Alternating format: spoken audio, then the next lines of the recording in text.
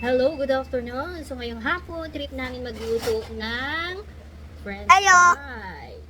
Ayo. So ito na yung aming lutuan ngayon. Deep fryer. Tapos kailangan natin siya na i-preheat for 5 minutes. Wala pa lang. So ayan na.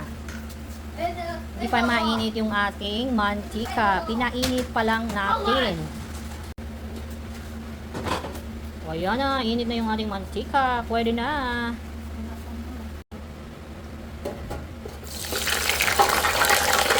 Sugar.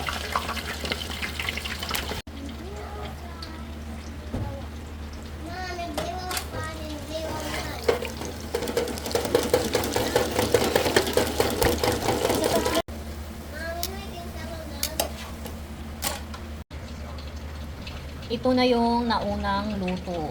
So, ayan. Mainit pa lang. Nilagyan namin ng asin. Konting